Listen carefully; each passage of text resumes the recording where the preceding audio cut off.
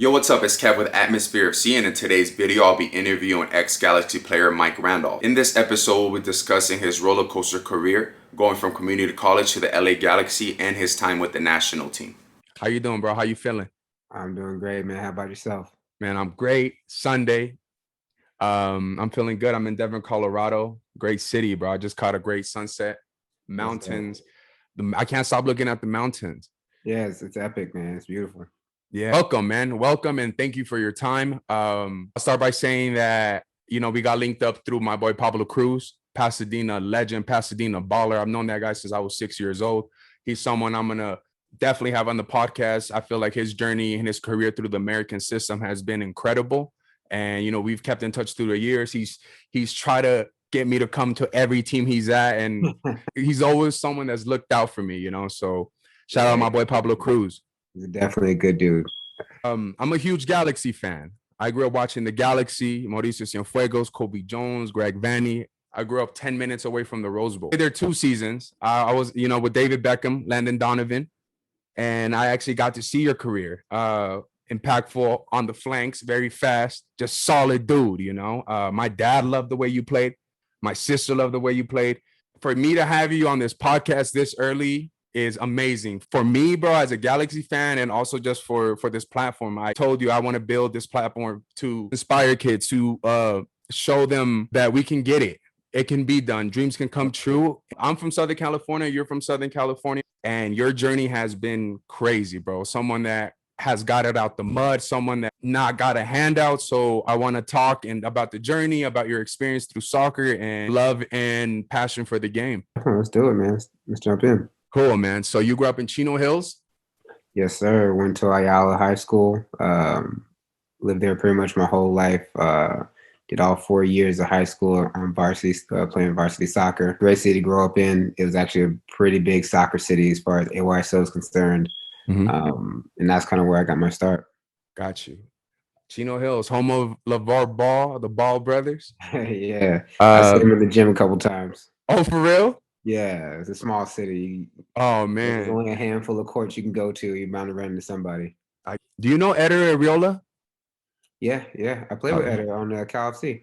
Cal FC, yeah. He's someone from Chino Hills, someone I grew up playing with too. Great guy. Yeah. I actually just reached out to him. Hopefully we can record an episode soon because he's doing great. He's balled out, and he's still living the dream, man. As of now, I feel like the system is there's too many leagues, but I feel like when me and you were growing up, the talent was crazy. Up and coming club soccer was really a thing in Southern California. I feel like the town, to me, the talent is the same. Like let's say there's 10 players that are there's 10 players that are amazingly talented, right? Mm-hmm. And there's one league.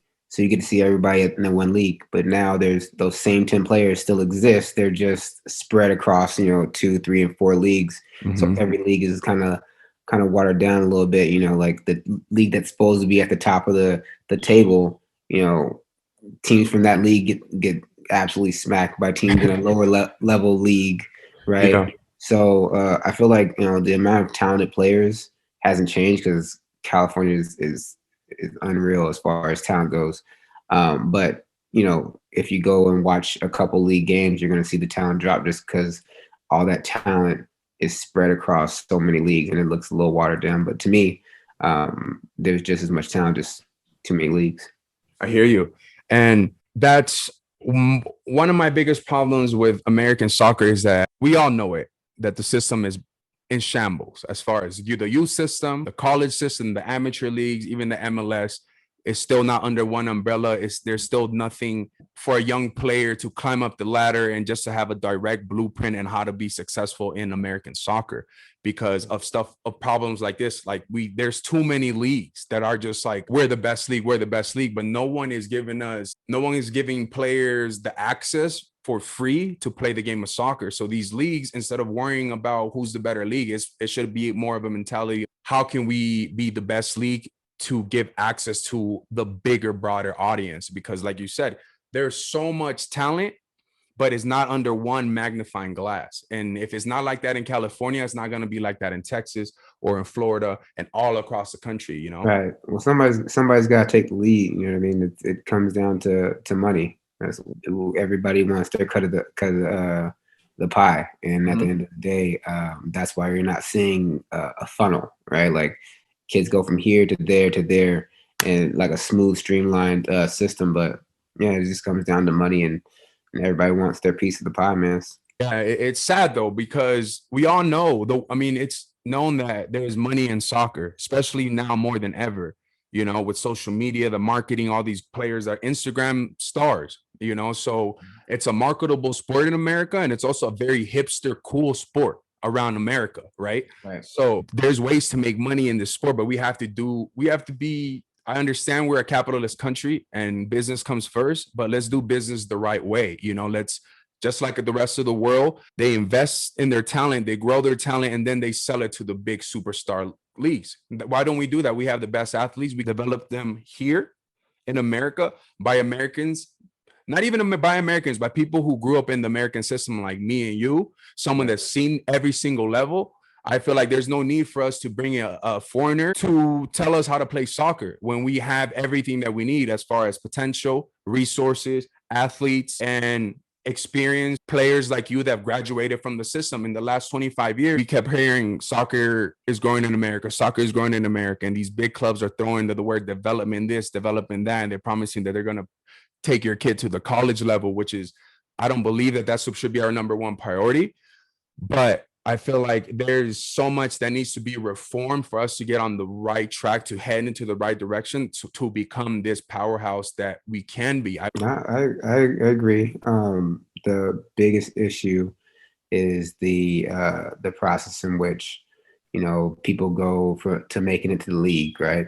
Like the reason why you're not seeing it the same, like while we're not seeing it in the U.S. the same way it's been seen in Europe, because of they kind of treat it like they do football or basketball or baseball. You have to go to college to get drafted, right? You have to do all these things. And I mean, the reality is, even in like basketball and football, some of the best players to do it didn't have the greatest grade, right? And so at the end of the day, you automatically cut out a bunch of people with an enormous amount of talent. And that's even before you start talking about club and the fee. Yeah. That's after you start about club and the fees. So yeah, man, like the way you get to the league is tough, man. Cause like, let's say you're a baller, right? But you don't have the grades to get into UCLA. You don't have the grades to get into Stanford. You don't have the grades, but you have the grades to get into a D3, you know, or a D2 in the Midwest or something like that. And you're a great player, but no one sees you. Yeah. You know what I mean? But you could be the same player playing for an amazing school, get drafted super high. That's all she wrote. So, Facts. So yeah, it's just a difficult system the way we've got it set up right now. But yeah, it's hard. It's hard to convince people to turn against money. You know, I feel like have you seen Mr. Deeds? You know, we're at a point where we have to convince the big corporations, the federation, all these people that are making money to stop making money for a little bit, you know, and then let's give access to everybody soccer, and then develop great talent. I feel like, you know, that's a big Mount Everest to climb, but man, we're still young, bro. And I feel like in this day of technology, we can connect the dots and we can get the right people in the room to start turning the wheels, you know, because it's 25 years, bro. I've graduated from the system. I grew up in the system. I love this league, and I don't see it going anywhere. No, man, it's came a long way, man. Like the league didn't make money originally. Like they took a loss like every year. I think it was like up until like 2006 or 7 or 8 or something like that. Mm-hmm. The league took a loss every year, and they started turning a profit. So it's coming in a big way. You can see it in some of the salaries going up. You know, the bargaining agreements. I still think those can be better, but yeah, man, it's coming along, and but you know, still got a long way to go. No, I hear you. Let me retrace that. As far as our league, our growth, soccer in America, 100. We're flying. In the 25 years that the league has been up, the EPL is 200 years old. La Liga is 150 years old. What we've done in 25 years, where we've come 0 to 100 and built all these stadiums and have gone from 10 teams to 26 teams, is incredible. So we are definitely going in the right way. But I feel like what I was trying to say and what I'm frustrated is that we're not emphasizing or prioritizing developing American grown talent. No, I agree. I used to have a saying with a friend of mine. It's like, if my last name, if I put Ino into my last name, like, my paychecks would have been stupid. Like, it's the fact that the league kind of respects foreigners more than they do homegrown players. It's a little hurtful. Like I said, like, Mhm. there's guys who, if they would have came straight to, like, any team in the MLS and like, hey, I need a trial, like X, Y, and Z, they would get turned down, even though they've been playing at a decently high level, right? Like, but if you go to Europe and you come back, you know what I'm saying? The league will want you because other people want you.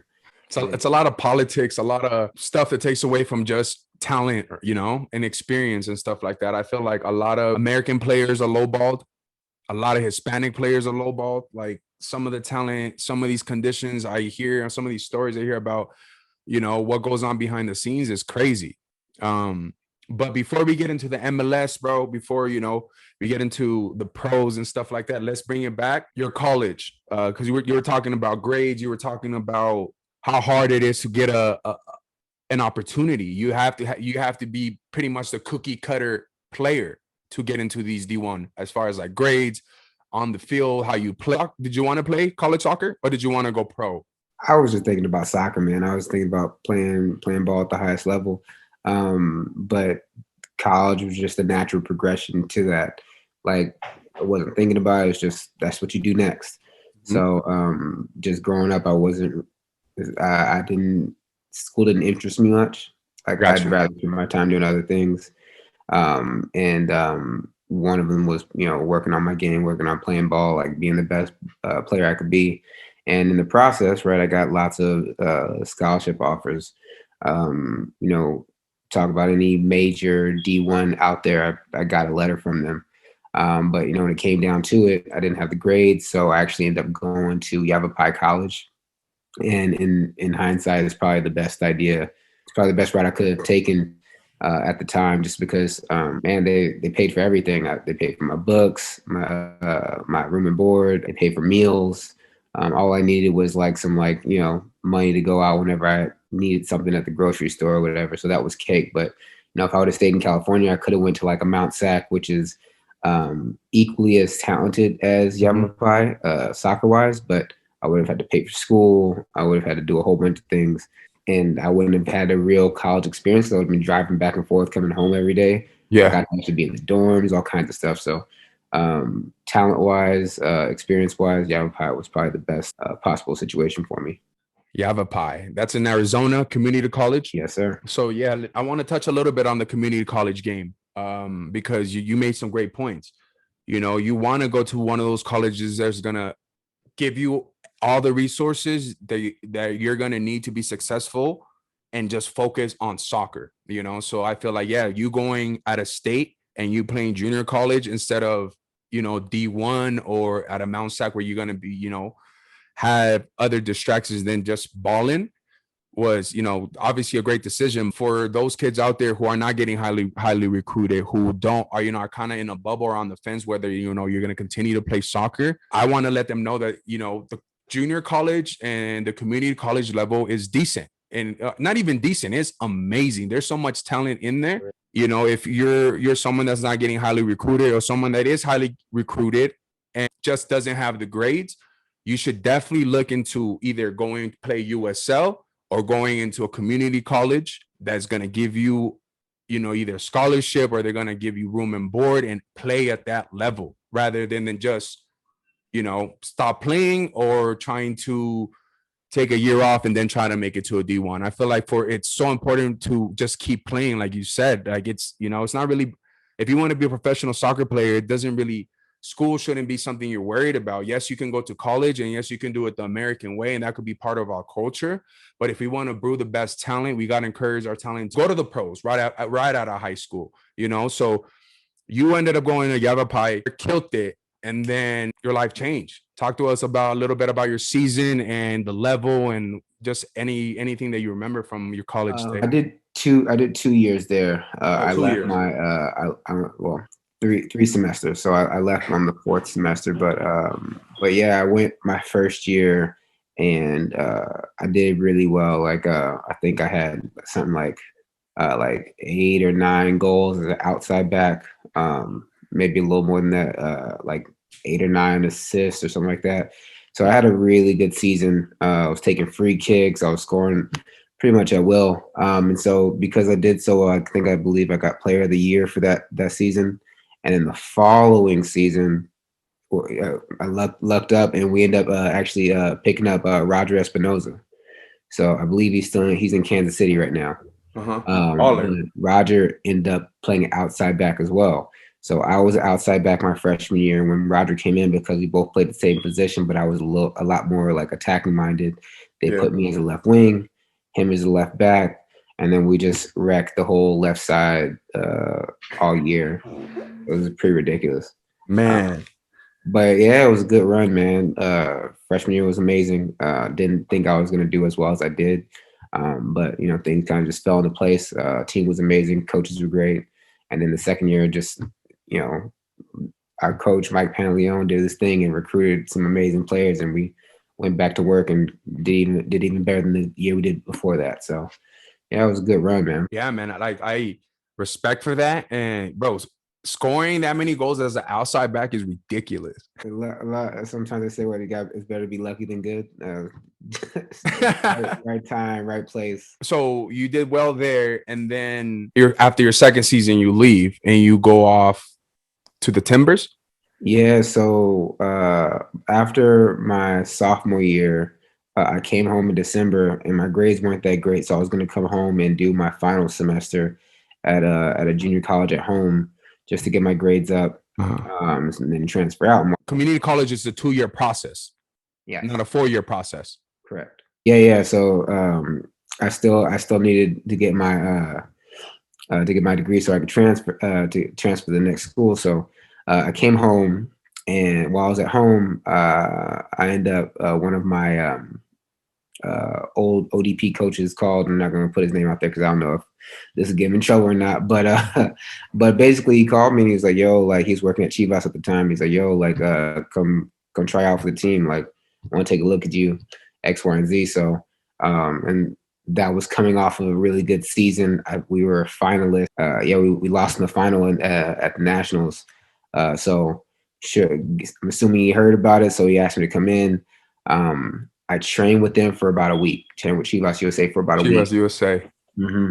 And who was on that team? Do you remember? And also long ago. I think Ante Roshoff. I'm not sure if Bornstein was still there. Yeah, Jonathan Bornstein. He started there. I believe maybe Sasha Question was still there. Word. It was a long time ago. I really don't remember. But I came in, I trained, and they liked me. But they told me that they couldn't really do anything with me roster wise, X, Y, and Z. So I was like, okay, cool. So they weren't going to say anything about eligibility. So I was just going to keep pushing.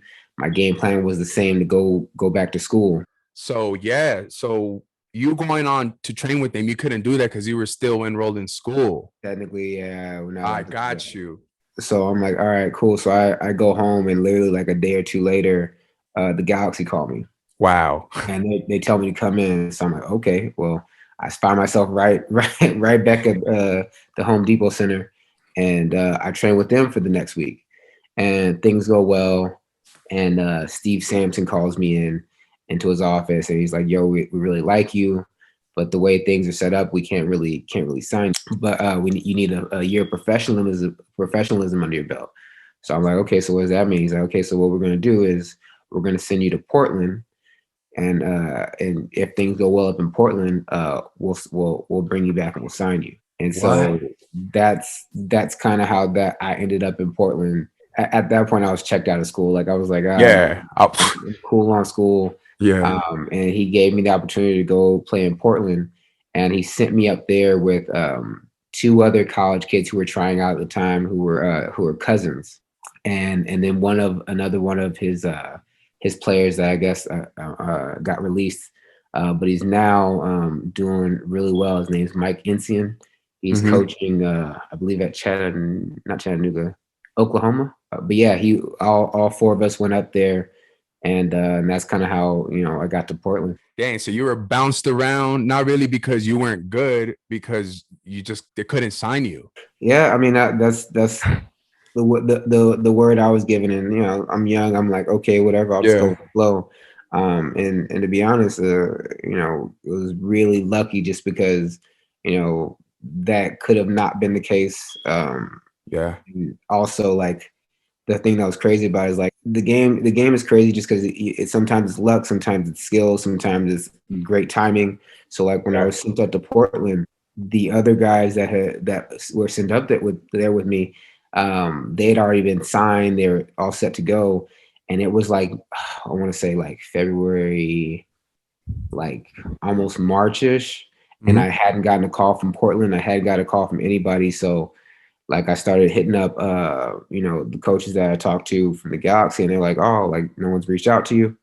So they ended up having to go and talk to the guys at Portland, and finally ended up sending me a contract and all the other stuff. But like you're talking about, like I was going to school, but like I'd already basically like dropped out, and no Yeah. one hit me back. Like it was a really stressful time, and like it really messed up the timeline for me. So And you didn't have an agent at this time, or did you? no. Oh, so that's even worse. So you were literally just on I hold. was just sitting there twiddling my thumbs, man, waiting for something to happen because I'm like, I'm done with school, like I'm not going back. Yeah. But no one's called me for a contract, and I'm like, so it's it was a little bit of luck, but it worked out. Man, I'm glad it did. How was the time at the Timbers? It was dope, man. It was the first. It was my first real like experience as a professional athlete. Mhm. Um, I learned from a lot of guys who had been on the team previously, so I got to learn about the city. I got to experience the Portland Timber fans, and like Yeah. as epic as they are now, like it was dope. It was just as dope when there weren't so many seats, right? Like the Uh-huh. stadium was much smaller. It was actually converted from a baseball field to like part-time baseball field to a part-time soccer field. Uh-huh. It was super dope, and the Portland fans, they're crazy. I love them. It was just a great time to be in Portland, and like I said, I had a good time there just because I ended up playing a lot more than anybody anticipated. Mhm. When I signed, I was the youngest guy on the team. I was 20. Everybody else had pretty much graduated college and been there for a couple years, or had been in the league for a couple years. So everybody's like in their like mid 20s or late 20s. And so when I got there, before they even like gave me a shot, they benched me like first game out the gate. Like I'm the only left-footed guy on the left side. They like didn't give me a chance. I got really lucky. Go out the first game, and the guy on the left side absolutely gets cooked the entire it was bad. It was bad. And he's a dope dude, but he got cooked the entire time. And so uh, I guess they felt like they couldn't do any worse by putting a young guy on there. Yeah. Once I played, like it was, I never looked back. I played every game I was healthy for. So Wow. The Portland Timbers have a great culture. They have a great atmosphere up there. And it's back to what we were saying about how the league has grown. They're a city and a club that came on later on in MLS, but yeah, what they've done in the last 15 years is incredible. What they've built, they've got a bigger stadium, they have a crazy fan base. Well, I feel like the whole city has been revolved around that team. And you do have the Portland Trailblazers up there too, but I feel like they're a big boy in that city. yeah, like the Trailblazers at the time, like people went to games and they liked the Trailblazers, but the Trailblazers weren't particularly very good, Yeah. right? So people went, but it wasn't like, oh, we're definitely going to the Trailblazer game. But people showed up. We think we got like somewhere around like 5,000 fans. Mhm. And like I said, it was a baseball field, so they kind of cornered off the section, and it was super dope. They had a beer garden. And then Yeah. anytime we played Seattle Sounders, which is also a super epic organization as far Yeah. as crowd and rowdy fans, like it was a lot of fun. Um, it was nothing like college. That's faster, it was louder. Players were smarter. It was just a good time to.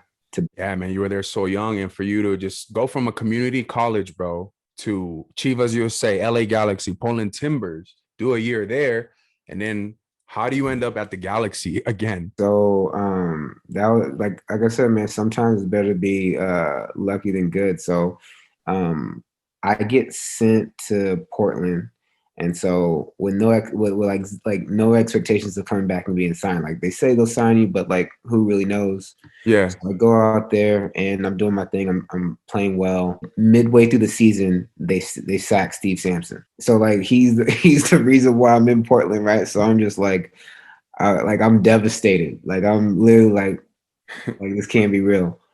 So I'm like, you know what, forget it. Like, you know, I just gotta figure out something. So I keep working. At the end of the year. Wait. So at this point, they haven't signed you. No, the whole stipulation of being sent to Portland was if you do well, when you're done, we'll sign you. But Okay. the stipulation was like, okay, like, hey, if you do your thing, when you're done, we'll sign you. I'm like, bet. So I went up there and handled my business, but now Steve is sacked, and I'm just sitting there like my hands on my head trying to figure out what's next. Yeah. So I'm like, forget it. I'll just crush it. So I keep doing my thing, keep working. And at the end of the year, I end up being runner up, a finalist for Rookie of the Year. Wow. Like I think I was one of 3 or something like that. Who won it that year? Cameron Weaver, I want to say. He was like 6'4". He's a forward. Like when we played against him, anything in the air was his. Like they whipped me crosses and he just smashed him in the back of the head and the back of the net like it was nothing. So I think he had like 12, 15 goals that season. So I was never going to win that. But, you know, as a defender, you know, at 20. Yeah, that's not bad at all. It's funny you said that. I was never going to win that because I feel like America and the MLS love stats. It don't matter what player you are. If you got 15 goals, you're number one, you know? Yeah. And honestly, like I don't remember, like I remember Cam scored a lot of goals. But like I don't remember him being like super shifty. He was just super tall and he knocked everything down. Like it was absolutely crazy.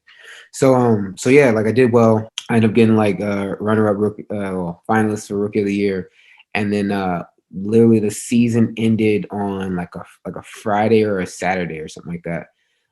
Like last game. So I literally got a call the next day that I had to be back in LA because LA wanted me to come and train. Wow. So I hop in my car, pack all my stuff up, and I hoof it down to LA. How excited are you, by the way? Because Landon Donovan, this is big time.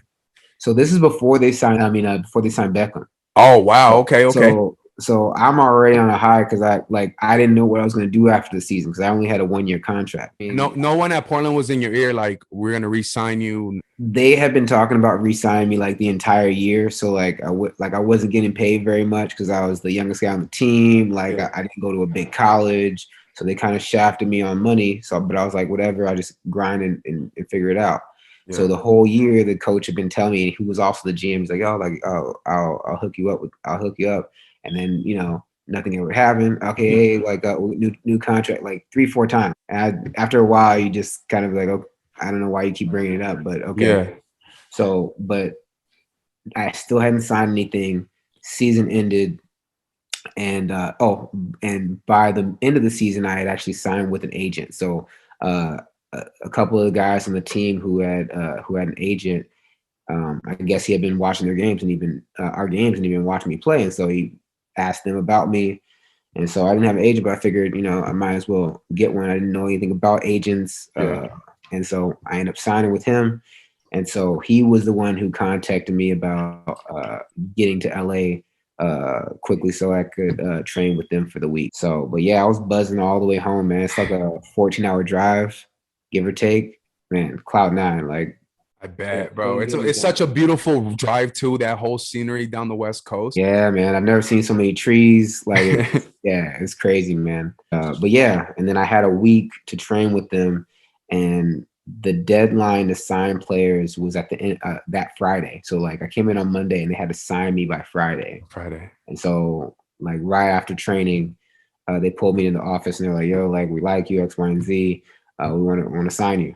And wow. So, yeah, man, I signed at the end of that Friday, which was on the deadline. So let's say they didn't sign you that Friday. What were you gonna do? What was your plan? I didn't know, man. Like, I was gonna figure it out because, like I said, like school was out at that point. Portland was an option, but I wasn't looking past like the next day. Like I was literally just like, I got an agent now. That's his job. I'm just gonna bust my butt and try to get to where I need to go. So you get signed by the Galaxy, Southern California, your home. Were you a Galaxy fan growing up? I was, man. I was. I actually remember going to Galaxy games as a kid, and I watched Kobe play. It was definitely something else to be in the same locker room with him day to day and watching how he would just be a goat. It's hard to say because at the end of his career, like he obviously wasn't moving exactly the same. You know, he's got a lot of miles on him and stuff like that, so it took him a little while to warm up. Didn't really have the same kind of like pep in his step. Yeah. But once he got going, the man could move. Yeah. His wisdom, like as far as like knowing where to take touches and creating space, like it was just dope as a young kid to watch him. Yeah, he was just a baller. Man, a founding father of the MLS, by the way. Like people forget, people don't give him enough credit. Kobe Jones, legend. He was the face of the league. He was one of the first African Americans. Dreads, bro. He was not your typical cookie cutter. You know that he was dope. And I remember they used to train outside the Rose Bowl all the time, and this guy was quick, bro. Quick. Like his directional was crazy. So it's crazy that you saw him and then you actually got to share the locker room with him. But yeah, every day throughout 2007, because he retired in 2007, even at the end, he was still fast. Like he could beat anybody in a foot race once he got warmed up. Yeah. Just took a little while to get the engine going, you know, but he was still dope, man. Soccer tennis couldn't beat him. Like he was technical. There's little tricks you learn along the way as a professional, and I wouldn't say he was a super technical person. Yeah, because I remember him being like just quick and he could score, bro. Like if once he started picking the momentum and he picked up speed, you were not stopping him. But I don't remember him being the most technical. So soccer tennis, well, he's nice. But that's what I'm saying. Like he was a goat, man. He knew what he was good at. He knew what he wasn't particularly good at. Like I learned a lot about crossing from him. Just watching him how he maneuvered, man. Like, but soccer tennis couldn't beat him, man. Like that's crazy. Literally smack all the rookies and laugh the entire time because he was just having a good time. It's good to see him, you know, still with the Galaxy. I would love to get him on the podcast eventually once this grows a little bit because he's a GOAT. Him, Mauricio Cienfuegos, bro. Yeah. You get to the Galaxy, you sign with them. Tell us a little bit about the experience, the difference, you know, between the Timbers and Galaxy. What was your first? At this point, this is only your second year in the league. Yeah, I played a full year at that point. But the team, all the guys considered me a rookie. So like in Portland, I had rookie duties, right? Like you have to carry the ball, you have to do this, you have to do that. Yeah. And then when I got to LA, you know, obviously all the incoming rookies come in, and in my mind, I had served my time, right? I did my time. I carried balls, I carried water, and they were like, "Nah, that don't count." So I was basically a rookie all over again. So, but I didn't mind, man. You know, it's dues you got to pay, and so I did what I was supposed to do, man. Picked up balls, pennies, water bottles, whatever they need to get done. But yeah, man, I going into my second season, it was definitely back rookie duty all over again. But the speed of play, man. The players weren't necessarily faster. They just process things quicker. And you like that was part of the learning process for me because like at college, at Yavapai, we had played against D1 schools and we had beat them, right? So like for me, the speed of play at that point wasn't too difficult to keep up with. Like I was like, okay, whatever. When I got to Portland, the speed of play was faster, but it wasn't too difficult to adjust to. It didn't take me that long to adjust. When I got to the Galaxy, it took me, I want to say 3-4 months to really catch the speed of play. Wow. Who was on that team, on that roster though that year? This was 2007? Yeah, 2007. So you had Tyrone Marshall, Pete Viganis, Pasadena legend Pete Viganis, by the way. Yeah, he's a dope dude too. Tyrone Marshall, elite, bro. One of the best center backs the Galaxy's ever had. The funny part is he actually like lived in Chino Hills, so like I didn't know at the time, but like he lived like maybe like 2-3 miles from me. Yeah, so it was super crazy. He's a dope dude too. What was that? Chris Albright, curly hair. Yeah, he was a baller. He's a baller. I think Hercules was still on the team. Hercules Gomez, baller. Alan Gordon, he was there. That guy can score, bro. That guy had a good career too with the Galaxy, and then he went on and still killed it. He actually went to Yavapai College too. Yeah, I think. Dang, so Yavapai is a big powerhouse still. Yeah, man. If you Google like MLS players like from Yavapai College, a lot of players come up. They need a last chance. They really do, man. They really do. The coach just retired. I think he did like a little over like 25 years. Wow, so that's dope. Yeah, Mike Pantaleon is a legend in his own right. There were quite a few guys on that team who warmed up. Like at the time, like Hercules Gomez was kind of like he wasn't who he ended up to be. Like he kind of took a little while to heat up, and then after he left, he started catching some momentum. I think he went to another MLS team and then went to Mexico. Got you. Because after he left, it took him a year or two to get hot, and then he got hot, and then went to Mexico and got cashed out. Landon Donovan's not on that team yet. Yep, Landon's on the team. How was that? How was that being around that guy? Because he's a legend, bro. MLS legend. U.S. soccer GOAT. He was quiet, man. He was a very quiet dude, but amazingly talented. Like not enough people give him credit for his abilities. Like, and it's mostly because he didn't show it on the field as much. But when you watch highlights of Landon, a lot of times, like his goals are like tap ins, or he walks the ball in, dribbles past people. But he could shoot left, right foot outside the box, like put on a rope. Top corner, like extremely accurate left or right foot on top. Like it was unreal. But unfortunately, he didn't use it as much as I thought he should have. But he's one of the best players I'd seen play like today. Yeah, man, he had a stellar career from the beginning. He killed it at San Jose with the blonde hair. Then went to the Galaxy and just stayed there. And bro got a few rings. And then last time I seen him, I actually randomly was flipping through channels and he was playing pro indoor. Yeah, in San Diego. So what a legend, man. Yeah, I think he's coaching in San Diego now. He is. How did David Beckham come in the picture? And so I had signed in like September of like 2006. So we go through the season, and the season was already on a downward trend. We needed to do extremely well just to make playoffs. We didn't. So that was what it was. But going into the next season, the team had signed Beckham. And so they had done all this promotion and stuff. And like, it was this huge like rollout for him. And so, and it was super crazy because like a year and some change, World Cup qualifiers. I want to say it was World Cup qualifiers or something, or some tournament.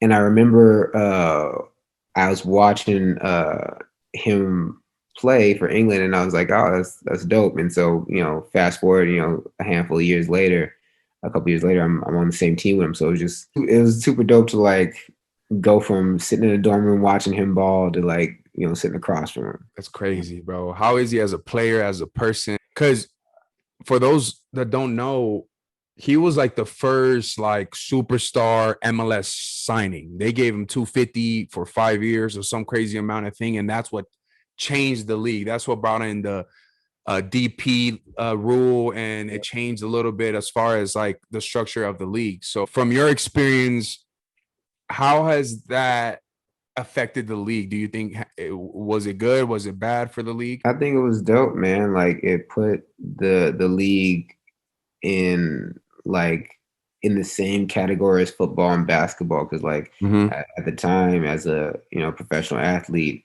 you could walk down the street and no one would know who you were unless you were Kobe, right? Unless you were Landon. And even then, you could walk down the street like no problem. I think that was what Henri was excited about moving to the States about, right? Like you can't walk around in England on go to the grocery store.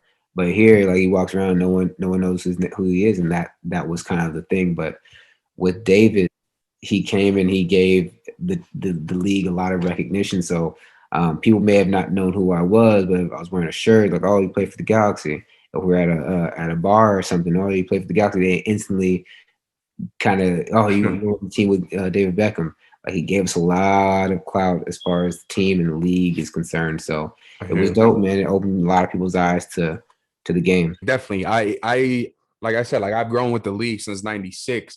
So when that came around, I thought it was dope. David Beckham was cool. He was an icon, long sleeve, tatted, something just different from the MLS. So I was excited. I was like, man, if more players like him come, this league's gonna be lit. Yeah, man, it was dope, man. I learned a lot from him. Learned a lot from Rude, Ante Jazic, who was a Canadian national team player, outside back. That whole year and some change, man. I learned a lot, man. It transformed my game into being just a college player to being a professional. I got you. And this is only your third year in MLS. Yeah, So how do you guys do that year? we did better, but still not great. I got We you. did better, but still not great. Yeah. And so at that time, the expectations for a league with someone who has David Beckham on their team, it wasn't ideal. They just were to Yeah. win. But that, they were pushing a lot of, he wasn't the player that they were hoping he would be, right? He's not a playmaker. He's got someone who helps with the balls, right? He's not that through ball finish, beat three people kind of player. So I think what the role that they wanted him to play was different than the role that he was, built for. For him, it must have been a crazy different adjustment because he was coming from Manchester United, Real Madrid, where he was just in the middle as an anchor, just distributor, Yeah. Yeah. So I'm sure for a lot of people who didn't understand the game, they were expecting goals, hat tricks, and all of this from him. He's not that type of player, but he did whip in those free kicks still, bro, in the MLS. Nah, I've still yet to see anybody do it better, man. His first touch, his ability to like whip balls in on a rope. He kicked. Yeah, I remember we were doing crossing and finishing, and he hit a ball. Normally, you hit a ball and you whip it in here. The ball played out to him was really slow, and so instead of taking a touch and putting it in front of him, he just hit it first time, but he sliced it. And so instead of the ball whipping in, it came like that. No. It was the nastiest thing I've ever seen.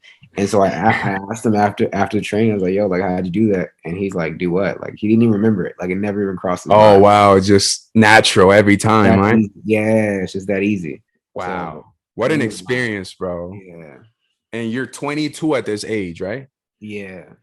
Man, what a dream career, bro, to go from Chino Hills to community college to 3 good years in the MLS, David Beckham, Kobe Jones, Landon Donovan. Yeah, I did one in with Portland, which was USL technically, right? And they weren't in the MLS yet. No. So okay, I got you. So I like I said, I literally worked my way up. What's crazy about your pro career is that you're at your peak now, right? With David Beckham in 2008, but you get released by the Galaxy after the season, no? Yeah, so that 2008 season, I actually had a great season personally. We didn't do particularly well as a group, but personally, I did well. So I got called up to the U23s. So I go out with the U23s. There's 4 camps. I make all 4 camps. So apparently, I was projected to make the team. Like the way things were going, I made all 4 camps. A lot of guys got brought in, got sent home, first camp, second camp. So I made all 4 camps, and I was projected to make the Olympic team. So I ended up getting a Nike deal out of it. Wow. Supposedly, allegedly, there were EPL teams looking at me, and it all kind of hinged on me making the team. So I go out there, and the last camp, I end up they split the teams into 2, and all of the guys who were on the men's team at that time, who were on the first team, were all on the same team. So like it was kind of clear cut who was like considered the first team and who was considered the second team. Yeah, I was with the guys who were considered the first team. So I'm super hyped. I'm like, cool. Like this is literally the last game. Yeah. The session, and they make their decisions of who stays, who goes. I'm not gonna lie, a lot of those guys are my boys, but they kind of took it easy that day because they were like, "Oh, we made it. We're good." Yeah. We're already playing on the first team. Like, who else is going to take their spot? Yeah. Me and a couple other guys who were on the first team had never been in the national team system. Yeah. So we ended up getting smacked 3-0. Oh no. We ended up getting smacked 3-0. So they literally take all the guys who had never been in the national system before, and they were just like, "You guys are done." So Yeah. I get sent home. And it was yeah, it was a little bit of, guys really kind of like going through the motions, and guys really like pushing to make the other team pushing to make their, their, Yeah. make a case for themselves. And so they did so. So I didn't make the team. I come back and I got a couple offers on the table from different teams in Europe. And one of the teams was training in Florida. So we're going into preseason now. So it's January, going to Yeah. preseason. And I had this issue with my groin, and it didn't stop me from running. It didn't stop me from doing anything except for hitting long balls. So like it was a really weird injury. Like I just couldn't hit a long ball with power, but I could run, I could change directions, I could do everything. So I'm talking to my agent, like, man, should we go? Should we not go? And Bruce Arena was like, if you go, like, and things don't work out, like, you come back, I'm not gonna play you. So I decided to stay, and I was like, okay, I'll stay, figure things out, and get healthy, and then maybe leave in the summer. And then while I was injured, they cut me. No. Yeah. So they cut Why? me. Bruce Arena was a new coach, and a lot of new coaches like to put their stamp on the game, right? So he didn't do particularly well. He just house clean. Yeah, I mean, everybody wants to put their stamp on things, right? Like, this is my team, this is my guys, kind of thing. And so they had brought in a couple players and drafted a couple players, and those were the guys he wanted to go with, which is totally fine. But like I said, he cut me while I was hurt, so I sat out a week, and then Seattle called me. Ziggy Smith wanted to see me because he had liked the way I played and whatnot. He's a big timer, so it was dope to get that call up. So I rested a week, hoping like my groin would like feel better. When I got to Seattle, like, it actually made it worse. Like, I couldn't hit a long ball, I couldn't change direction. It was just really, really bad. So so I ended up obviously not making that squad. So I sat out a couple months, and then I ended up joining a EDL team, LA Legends. LA Legends. Yeah. And I've actually run across the Farfan twins. Oh my God, bro. SoCal Legends, American Soccer Legends, two of the nastiest soccer players, period, bro. Yep. I played against Gabriel Farfan. He was at UNC. That kid gave me a headache all fucking game. He won't stop moving, bro. Yeah. What a baller.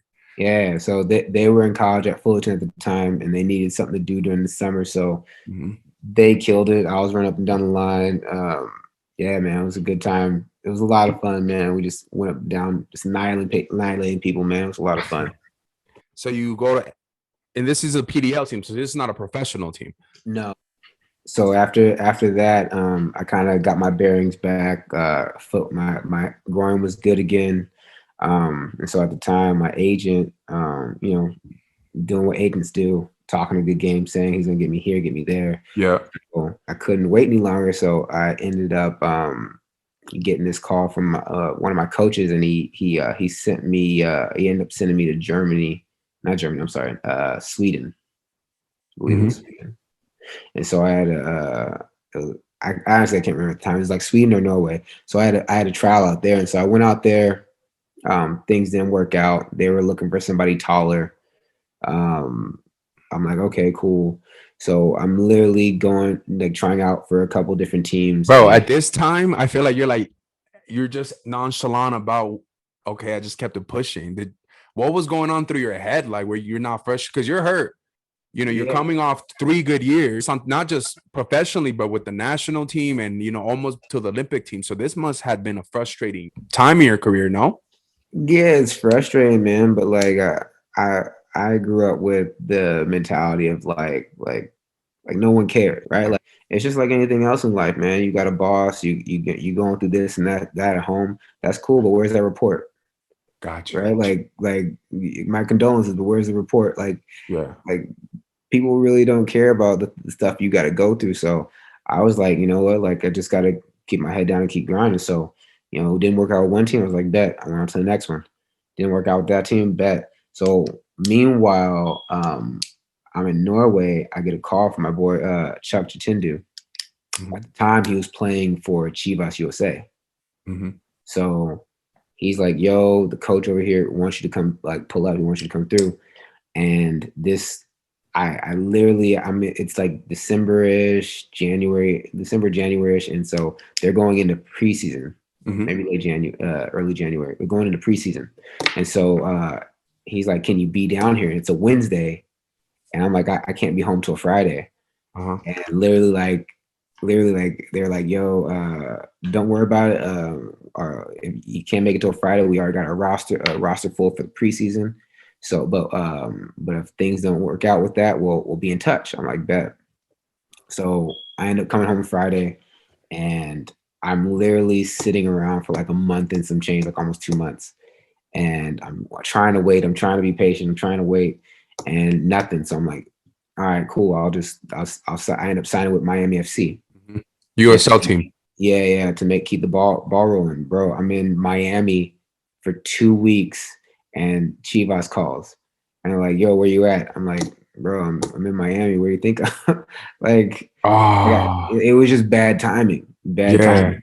And you at this point you were 100% fit and healthy. Yeah, I was fit. I was good to go. And literally, like it was all just I needed somewhere to play, and Uh-huh. Miami FC was the place I had chosen at the time. Um, and so I went through that season. That season was a bit of a roller coaster, just because the coach, he had dreams and ambitions of being this super coach, and he had he read out of books about doing this and that, and it wasn't cohesive with Group. what his team was and what his team was Yeah. able to do. Yeah. Right. So we ended up getting smacked, and I played, a couple games here and there because I wasn't the player that he envisioned for his team. Mhm. So the last, like, I want to say 10 games of the season, I just said, forget it. Like, I'm gonna go back to doing me. As soon as I stopped listening to him and doing my thing, I started playing better.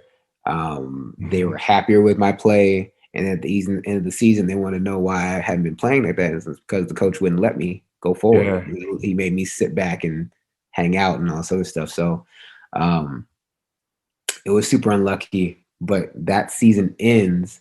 And at the end of that season, Chivas calls me back. And they're like, yo, season's over. Like, come and train with us. So pack up all my stuff in Miami. I shoot back down to LA, train with Chivas, and it goes really well. But they fire the head coach. Ah, no, man. Yeah. So they sack the head coach. And so, like, hey, we really like you, X, Y, and Z. We think you're dope. Just all pending on who they bring in. Yeah. So they end up never getting back to me. My agent at the time followed up with them, and the new head coaches didn't want me there. And I believe it was like Frank. Oh, it's gonna bother me.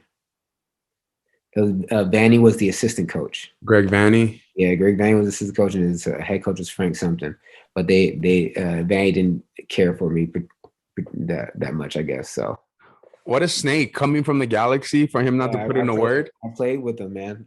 And he didn't say nothing. Like no issues, no beef, no words. He But just he was did. like, yeah, he's like, I'll pass. Like, yeah, That's whack, wouldn't bro. I even don't care. wouldn't even bring me in. Yeah, bro. That's whack. You're not gonna. Yeah.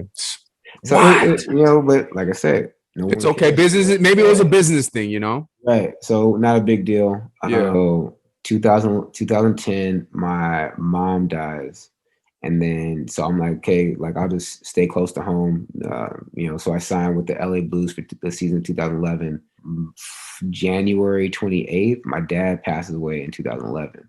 So literally, like, Yeah, like Wait, lost what? both Whoa, parents, lost both parents in the span of like less than a year, like 9 months. bro, I just got chills. I'm sweaty as hell. What? Yeah. I'm so sorry, bro. I'm so sorry. I can cut this out, bro. No, it's all good. It's a part of the I didn't. story, I man. whoa, bro. That just fucked me up, bro. I'm so sorry, man. It's all good, man. You realize, man, like this is Yeah. things everybody's got to go through, right? Like no one's exempt. So I just happened to go through it pretty quickly in a short amount of time. But yeah, man. Mom died in 2010. Dad follows 9 months later in 2011. So I spent the next year playing with the Blues, and I did actually pretty well. To me, it's probably my best season yet. Play with a lot of ballers like Walter Gaitan, Mhm. but a lot of really great players, and we did really good for the inaugural season. Made playoffs. I crushed it. Scored a couple goals. Got a couple assists. And at the end of the season, man, like I got like nothing. Like my agent at the time had like kind of pawned me off to another person, and so they were kind of talking to Orlando, Mhm. and the coach at Orlando liked me, but I guess things didn't work out, and like that was the only thing they had on the table for me after having a great season with the Blues. Like like it was crazy, and so I ended up sitting out for like 5 or 6 months. And And this is you grieving all that. yeah, man, like so lost both parents. I turn around, finish the season, and now I don't have anywhere to play. Did you ever think about just quitting soccer and just? Yeah, yeah. I mean, like the game at the professional level, the game kind of makes you do that, right? Like if no one Mhm. wants to sign you, you can't start your own team, right? I hear you. The game kind of forces you into that scenario, and like everybody's forced to give it up at some point. It just depends on when. It could be year one, it could be year 15, but everybody's told to hang them up. So, you know, going into that year was tough because like I thought I played well. I thought I deserved at least a shot to play somewhere else. Mhm. I don't have my parents anymore, and then on top of that, like I was banking on soccer to make money, and so now I don't have a job, so I gotta pay rent, I gotta pay the phone bill, I gotta figure out a whole bunch of logistics as far as like what I'm gonna do at my parents' house, like a whole bunch of stuff, and so that was really tough, man. And so as I was going through that process of trying to figure out what's next, Eric Ronaldo calls me, and he's a dope dude, man. Just for the simple fact, like when I was released from the Galaxy, he called me personally. Him and Alexi Lalas called me personally and told me that they thought I was a really good player, and that I need to keep my head up and keep working. And that stuck with me, especially with Alexi Lalas, because he didn't really care for me at the beginning. Mhm. And it's dope to see that my game could change somebody's mind like that. But Let me yeah. say something about Lexi Lalas, bro, because I'm not a big fan of him. I have my personal opinions of him, and that's dope. That Yeah, I'm glad you had that experience with him. That gets to show you that guy is a human, you yeah, know. So that's dope. Shout out Alexi Lalas. yeah. He's definitely a blunt, very upfront person. So like, our it was cool to see him reach out to me like that. So yeah, but like Eric, even though we hadn't spoken over the years, he had reached out and said, "Hey, I'm putting together this team. I think it's gonna be super dope. I want you to be a part of it." And so I'm like, all right, like, I needed something to kind of break up the monotony of what I was going through. So This is for Open Cup. yeah. So like So Cal FC itself was like doing little leagues like out where they're at, like in like Thousand Oaks area, like like Santa with the Barbara fusion area. and stuff like that, right? Right. They were going back and forth in those leagues, and they have been going for a while, but Eric wanted to do something different, and so he brought me in. He brought Pablo, Jesus, Eder was there, just a bunch of local Ballers, bro. guys, yeah, who had kind of slipped through the cracks, and that's kind of what we were talking about at the beginning, where you got guys who don't fit the mold as far as maybe they didn't have the grades but had the talent. Maybe they didn't fit the look but had the skill, right? Like Mhm. Pablo's maybe what, like 5'5", On a maybe, good day. yeah, maybe like But on that field, he's at least 6'4". On the ball, he's at least 6'4", bro. but the kid is nasty, and like, and he gets overlooked just from the eyeball Size. test. So Mhm. yeah, so it was literally just a team full of guys that people kind of turned their nose up at, and we went in and we came through and we smacked teams like Let me say something about Eric Winalda. I don't know him personally. right. In my intro video for this podcast, he's one of the people I want to reach out and have a conversation with, because outside looking in, I Mhm. saw that run. I saw the Cal FC team he put together. The Danny Barrera, Pablo Cruz, Jesus Gonzalez. You were on that team, who were just absolutely filthy, who were overlooked. Aside from that, he's a U.S. soccer legend.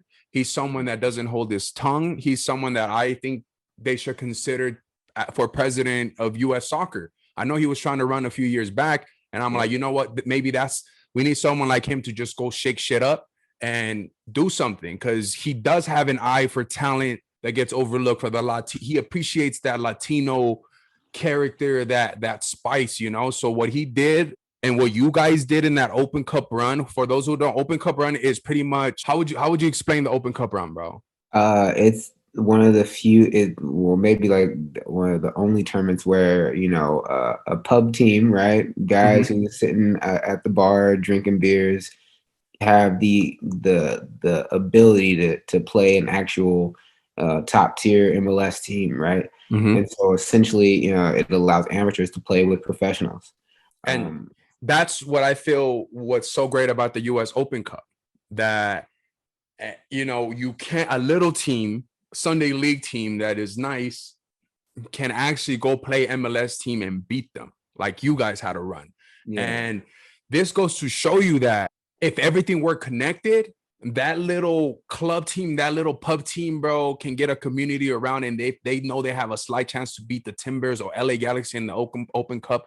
That will bring culture. That will bring that we want to see in the US, because right now we don't have teams getting regulated or teams getting demoted. It's kind of, you get the same teams every single year. But if there was a promotion regulation system between the USL or something, I think people would be more interested in it. Even as players, you have something more to play for. But there is a hope that your little club can be a big club and one day be in the first division. That is what the whole concept of soccer is about everywhere else in Europe. Yeah, I mean, it's just tough, man, because these you gotta think about it, right? Like, if you're someone who put like 200 million into a club, right, or whatever it is to get a club started in MLS, and then another person puts 200,000 in, and and they come through and they get a dub, and all of a sudden they're promoting, you're relegated.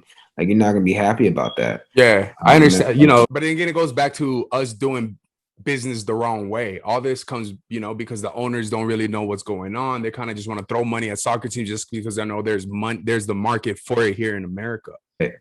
Yeah, it's definitely a flawed system. It'd be dope, but I mean, the closest thing we have to it is Open Cup. It's the one time that you can. Only thing that matters is the result.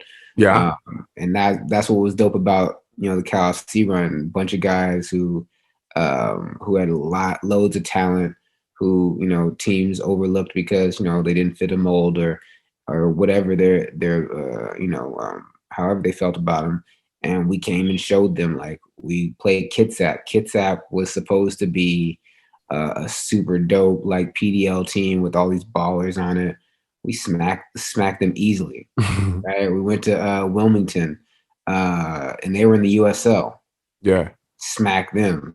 Right? We went to Portland, and Portland actually had a lot of first team guys on their squad, and we got a couple lucky saves, but we stayed in the game, and the reality is like they were way fitter than us. We hung in there. We got a goal, and then that was all she wrote. We took down Portland. we went to Seattle. We hung with Seattle until like maybe like the 60th minute, and then they got a PK, and then it was over after that. Like it was 0-0 up until like the 60th minute. So you're looking at guys who, who weren't training daily, who were hungry to play, and at the end of all that, we killed a couple giants. You know what I'm saying? Like that teams we weren't supposed. And so yeah, it was a super dope run. And Yo, USA scored. oh, they put the Tucker away. Yeah, 3-2. Yeah. Yes, sir. Pulisic penalty. Wow. He comes through again. Let's go, the kid, man. Sorry to cut you off. Go on. Nah, that's all good. But yeah, man, we had a historic run, and it was super dope to be a part of that, man, because the ride was unbelievable, man. A bunch of kids that nobody wanted to, put any effort into. Just a Cinderella story, bro. And just to show you that anybody could be anybody, bro. Someone to have the eye or have the idea to put a team together like that shows you that that guy, Eric Ronaldo, knows something, he sees something. And players, I feel like we need people like that who have an eye for talent, like the Cal FC run, because that is an amazing run. And I remember watching, like I said, because Richie Menjivar was on that team too. So I was tuning in. I was like, bro, these guys are killing everybody. And then it was amazing because I really thought you guys were going to go all the way. And if you guys would have gone all the way, bro, that would have changed U.S. soccer history pretty much. Yeah. But I mean, like you could see that people were taking it seriously. Like Portland put up their regular team. Like they didn't hold any punches. Seattle did the same thing. Like Seattle showed up with the regular starting team. No one wanted to lose to us. Yeah. Right. Like if we were like a PDL team or anything else, I think they probably would have, still brought out a strong squad, but not everybody. But no one wanted to lose to, But the fact that's so whack that the fact that they had to bring in like the first team to make a point, it shows you how crazy that run was. Yeah, no, it was dope, man. Haven't seen anything like it since, man. It was crazy. Yeah. But that, for them to still be in the Open Cup, still killing teams, it shows you that organization has something going on, and it's something I'm definitely going to get, cover, because it needs coverage. The Open Cup needs coverage. Cal FC needs coverage. Talent like Pablo Cruz, Jesus, Gonzalez their stories need to be told, because they're players that clearly can play, but we're just for some reason not getting these opportunities. And I don't know if it's because of race or size, or it's just something.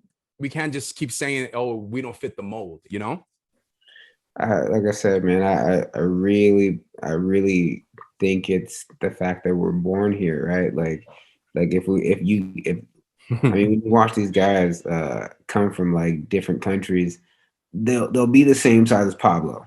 Mm-hmm. Right? They'll be the same size as Pablo and still sign for Real Salt Lake. They'll still sign for, Kansas City. They'll still sign for Toronto, right? Like, it's crazy to see stuff like that when these guys can play, man. Like Pablo is one of the illest players to play the game. Like I would watch how he would like literally dismantle like offenses without using a move, just stop and go.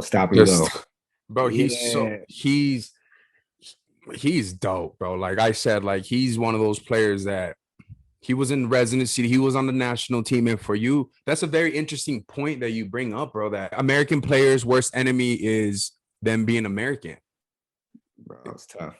That hurts, bro, because it goes to show that we don't take care of our players. We don't really care for the development or to fight for our players. So that's a very interesting point, bro. That's, man, it's crazy that doesn't even have to come whether you're African American, Hispanic, or white, Asian. Is just you're American, and that's what's holding us, some of these players, back. That's mind blowing to me. That's a very interesting take, bro.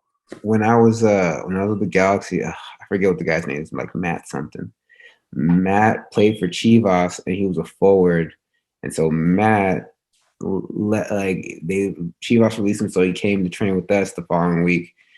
We didn't end up picking him up, right? Basically, like for lack of a better phrase, like the league didn't want him, so he left and went overseas. He went to Europe, had the time of his life, scored a gang of goals, and got cashed out. Like it's crazy. Like all these other leagues, I think he was in Germany and like in like a Division 2 team and crushing it. Maybe in Division 3, but he's crushing it. Yeah. Was making more money over there, right? And- It happens all the time. Happens all the time. You got to go over there and have them respect your game before you can come back home. And right, man, like I said before, man, like me and one of my friends, you always say, man, if I put Eno on the end of my name, like you add a couple zeros to my check, and yeah. it's a reality. Like guys will literally be extra average, but because they're European or from another country, like they get the benefit of the doubt and get stupid checks. Man. And I honestly believe, man, if you sit down and you watch a USL game, or when the NSL was around, when you watch the NSL game, like you can find talent, right? Mm-hmm. But the problem is like, I feel like the game's playing Moneyball a little bit. There were guys I thought who were unbelievable talents who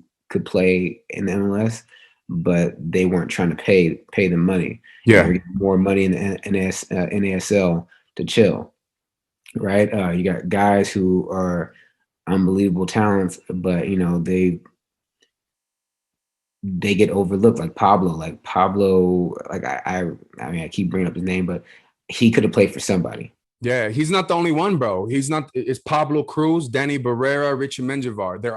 They're all three similar, crazy talent, but never got a chance because maybe size, maybe because of demographic, maybe because of something. But these guys, Danny Barrera is still playing, Richie's still playing, Pablo's still playing. So the fact that they've been playing 10 plus years and not one time they get a call up to an MLS team is mind blowing because they're not just getting the respect from me as a fan, but they're getting respect from you. I mean, but the reason why they've been able to play so long is because they have quality, right? Like, Yeah. no one's gonna sign, scrubs to their team so they can lose. Yeah. So that's what I'm saying, man.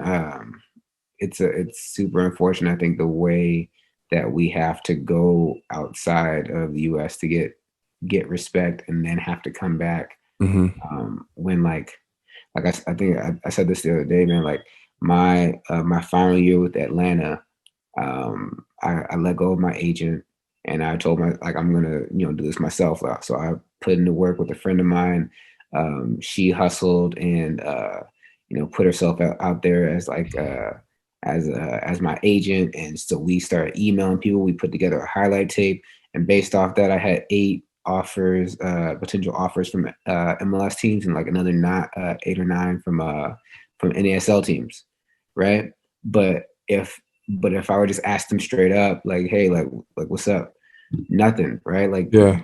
I'm doing so well in this league, but no one notices. So it takes me to put together a highlight tape and reach out to people for them to be like, oh, okay, like you got some talent. We'll take a look at you. We'll bring you into preseason. We'll offer you a contract. I wouldn't have to do that in Europe, right? Like you wouldn't have to work so hard just to begging people to take a look at your highlight tape. Yeah. It's crazy, man. It's like there's so much talent in the lower leagues, but all of it's being like overlooked because again, you didn't take the right path, right? You didn't go to college and get drafted super high. You didn't come from Europe, right? And have a huge name behind you or have a sick resume. Like it's crazy. That's all. It's truth, bro. It's hard truth that I know, everyone that's played in the system knows, but I don't really think that America or the audience of soccer knows, So it's crazy to hear this. It's frustrating because we're already not a top nation when it comes to soccer, but on top of that, we're not a nation that's taking care of our players, providing opportunities for our players.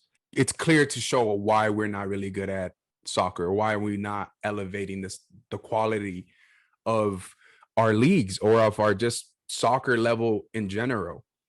I just think like we kind of talked about it before, right? Like stats, right? Like all that stuff is quantified Yeah. and kind of is kind of like the standard, right? So like when I came into with the Galaxy, right, there were like guys who had gotten drafted, and I had like played more games than, but I was still the one let go. Yeah. Right? And I get it. There's lots of reasons why, business decisions, bringing other people in, but guys who had been there just as long as me, gotten like zero to no burn, right? Mm-hmm. But stay in the rotation, get a lot of opportunities just because of how the process goes. And so, and not just like it's just in general, right? I'm not Yeah. pointing at people and saying names, but I think the way they quantify is like, okay, you came from this school, and so you get like X amount of time. You got drafted kind of high, so we're gonna give you a lot of leeway. It's kind of like I don't know, it's kind of like the Kwame Brown thing, right? Like he didn't do so well in going forward, but they kept him in the league, because he's a number one overall draft pick, and Yeah. I think at the end of the day, you know what I'm saying, like whether you like him as a player or not, when you're talking about stats, like his stats don't really like bear the fruit of someone who should have stayed in the league as long as he did, right? Mm-hmm. So Mm-hmm. I just think it's stuff like that, right? Um, Soccer's a little different. I feel like people could quantify it a little differently, but yeah, I think we give a lot of leeway to guys who get drafted high and have a lot, don't really offer enough to keep them around. And it's crazy about the whole draft process is that the MLS draft is for show, bro. These kids that get drafted, one, come from the college system, most of them, which is that doesn't really give us the best talent, as of now. There's good talent. I'm sure the guys that get drafted are hella good, but so these guys who get drafted are not guaranteed a contract. So what the fuck is the point? What is the point of having a draft? Is it? Yeah. It's something that it just for clout, for show, to be like the NFL, to be like the NBA, and it's totally unnecessary. It doesn't need. We don't need to have a combine. Like, for what? But like I said, they're following a model that they've seen work in other industries, right? Yeah. And so that's kind of what they're doing. They're just replacing football with soccer, replacing with basketball with soccer. Yeah. You know, and for the MLS, they seem to like, and that's the way it works for them. But obviously, I think they could do a lot better. Yeah. Because like I said, there's a lot of great players, especially in the lower leagues, who aren't getting a chance. Like if you went down to a Sunday league, there's several players, right, that you'd be like, oh, like you belong on a team. Mm-hmm. Like, you should be playing somewhere. But yeah, it comes to not having access, bro. Like we have all these talents, we have all these players, this potential, but we don't have them. We don't have anywhere for them to play. We don't have anywhere to provide for an American player to develop here. Just because we charge a premium to teach soccer. Then if you want to get some private training, you have to pay for that too. Then to go to these tournaments, you got to pay that too. Then that comes with a gas expense, hotel expense. Bro, how lower income families supposed to do that? How is my mom, a single mother, supposed to do that? Pay for all that. And not even if she can't pay for that, how is she supposed to bounce around to take me to practice, take me to this? It's just unnecessary. It's just unrealistic. And that's not how we're going to develop talent. And it goes back to the youth clubs, the youth leagues are, oh, we're the best league. We're the best league. But like, no one's providing full access to soccer. So my theory and my firm belief is that we have to fund the public schools, bro.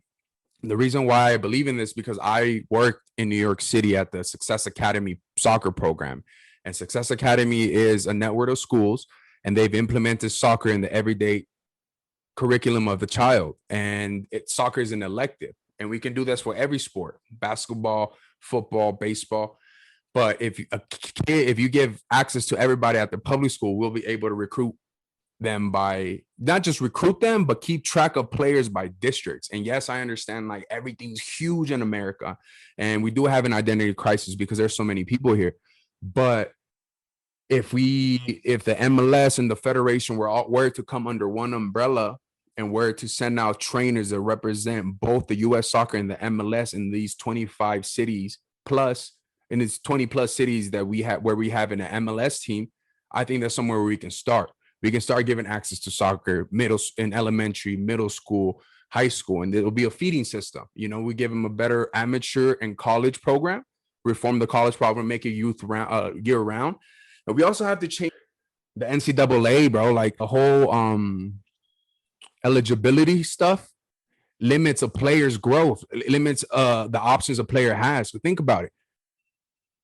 If a player's not highly recruited and he's on the verge of like, what, you know, he's on the fence. So what do I do now? Do I play community college? The fact that the eligibility thing is playing in his head, it's holding him back because he's not able to go talk to an agent or actually get the right guidance to get to the next level. Right.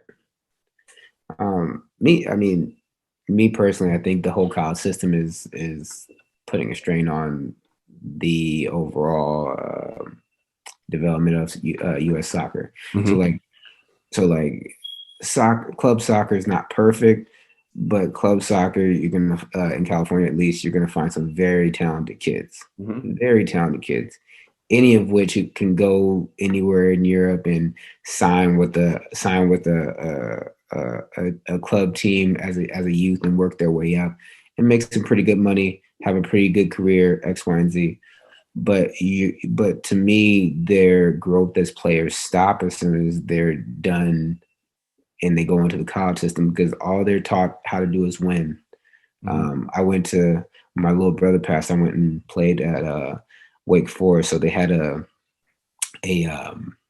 vigil for him, right? Little candlelight vigil. They had a whole ceremony for him. It was super dope. Me and my sister went, and so afterwards, the boys on the team asked me if I wanted to come out and knock the ball around with the boys. So I'm like, bet. Like, I brought my boots. So I don't even know why I had soccer boots at the time, but I had boots in Carolina with me. So I strapped them up and we started playing, and the game was moving. And I'm 3 minutes in, and I'm just seeing people run everywhere. And before I knew it, I realized what they were doing. They're doing patterns. Yeah. They're playing a short side game, and they're doing patterns up, back, through. It was, oh man, it was so annoying playing against Wake Forest because that's all they did, bro. They played such a robotic style of soccer, successful in the college level, but is that the right?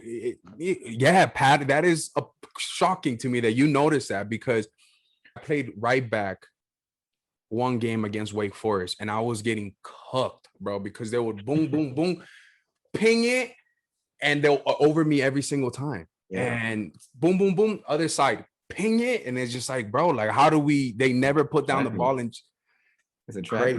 Yeah, and that's what the whole college system is. What you were saying is true. That, you know, coaches know that they have the most athletic kids, so why play a style system that is attractive when you just be direct and just go at people and be the more athletic team?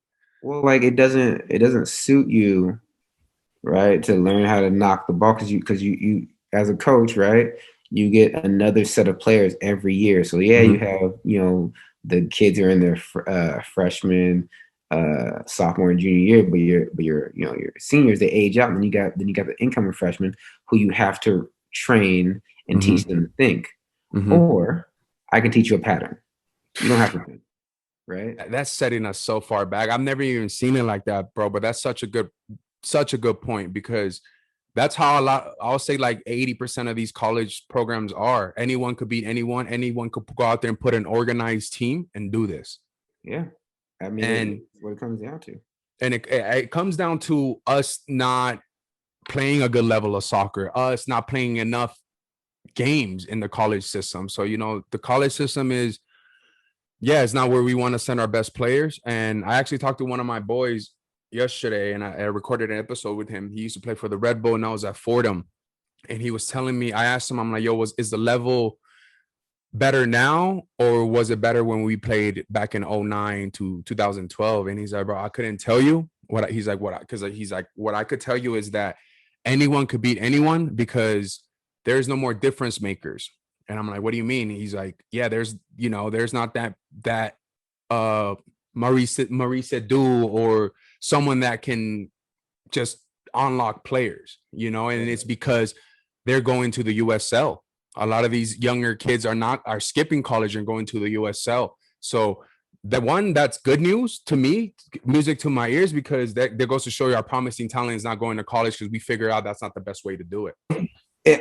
It's tough, right? So in the college system, right, like I told you, they don't really teach them how to play. They teach them patterns, right? Yeah. So from a coach's standpoint, you got to do that just to keep your job, right? Yeah. Like if you don't win, you don't have a job, and now you're relocating, which is part of the coaching game in general, right? Relocating just like players do. Yeah. But on top of what you're saying, there's not enough games, right? So you literally you work and you play it's 3 months for you play September to like November. Yeah. And then you're off for like 2 months. Then you come back, you have a spring season, but you can only play limited games. You can only play limited hours. Right. Bro, the spring season is worse than Sunday league. Is not even it's a waste of time, bro. It's the fact that you can only train X amount of hours, and the coaches can only see their players X amount of days. Where the hell where are they doing this? Where else in the world are they doing this? Where they're limiting our play? That is man, that's frustrating. But again, to me, that's the difference between in Europe, right? Like if you're 16, right, and you got some talent, you're with a team. Maybe it may not even be a good team, but the fact that you're playing with adults, the fact that you're playing with people who are thinking faster and moving faster, your learning curve is going to be much faster, right? You're going to pick things up a lot smoother. So when you're 18 or let's say 22, right? Because that's when most people got to college. Yeah. As a 22-year-old in the States, right? You have to start where that 16-year-old did. Yeah. Right. So you're 2 steps behind, right? Meanwhile, our counterparts are in full swing. They're having the best years of their life. They're fit. They know how to take care of themselves. They know how to rehab. They know how to eat. They're professionals by 16. They know how to play the game. They know how to think and process things, and to me that's the difference. We lose so much time with college. To me, the college route is good for some, especially if you feel like you enjoy playing soccer, but that's not where your heart is, or you don't think you can get your school paid for. But to me, the guys who plan on doing more. College is literally a waste of time. I mean, it serves its purpose, but learning the game. 100. Bro, I can attest to it. I went to Boston College 4 years. Had a rough 4 years, not because I wasn't good enough, not because the coaches didn't like the way I played. I can confidently say I was top 3 best players every single year, bro. And I would put my head down, grind it out, but it was such a complete waste of time. It killed my morale. It killed my development. It killed my love for the game. And it wasn't just me, it was, we had seven freshmen on our team, bro. And probably like 5 of them by the second year were like, bro, this guy is not it. This program's not it. But at that time we're in too deep, already halfway through college. And it's just, a lot of these programs, bro, sell dreams. And like you said, it's not, if you want to play professional soccer, definitely don't think that college soccer is the number 1 priority for you, because it is going to stunt your growth as a player. And it just has so many distractions, bro. School, girls, drinking, living on your own. This is stuff that you're balancing. And we look at Europe, these kids, like you said, they're taking care of their bodies. They're taking care of being a professional. It's such a different lifestyle that no way and no how we're going to brew top quality talent if the system is like this. Yeah. It's tough, man. But like you pointed out earlier, man, you can skip college and go the professional route with the USL. And the other issue I have with that is it's tough because you gotta really watch what teams you go for. Because to me, Like a lot of these teams are playing money ball. Mm-hmm. And so they're trying to get the best possible product for the least amount of money. And so they'll tie you into a 2-year deal, 1-year option, and they always pick up your option. So that's 3 years. And if with the promise or the kind of similar to what happened to me, right? Oh, we like you. If you do well, you could do well, we'll bring you back, right? Mm-hmm. And that's kind of the dream. They say like, hey, we'll sign to this deal, and if you do really well for this team, we'll pull you up to the top team. But the reality is like the top team already has a full roster. Yeah. Right. The top team already has a full roster. They may be able to bring up, a player or two, maybe like a handful of people for training. But the reality is only 1 or 2 are going to actually make the cut. But that's the dream they sell everybody. And so it's really, incumbent on everybody to kind of do your do your research and really think about what you're signing. Mm-hmm. You don't want to get stuck into a 3-year deal and not get any burn. You're 3 years older and you're still not making nothing. You know what I mean? Like, it's tough. Yeah, man. It's definitely a tough path to pro, and it's even a tougher path staying in the pros here in America if you're an American player. Yeah. So clearly the system is flawed. The system is unfair. The system is just not designed for the American player to succeed in America. It's shocking, yes. But at the end of the day, bro, we still have great talent, right? We have, I feel like back to what I was saying earlier on the podcast is that we have 10 plus players that played in the Champions League. 10 years ago, how many players were playing in the Champions League?